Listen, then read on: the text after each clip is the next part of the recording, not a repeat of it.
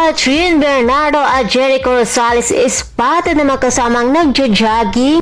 Ayon nga sa naging ulat ng Fashion Police, makikita ang isang screenshot post ng isang netizens na kung saan ay nag-post ito ng isang larawan kasamang aktres na si Catherine Bernardo at Jericho Rosales. Kaya naman nagtataka tuloy ang mga marites kung bakit daw magkasama ang mga ito.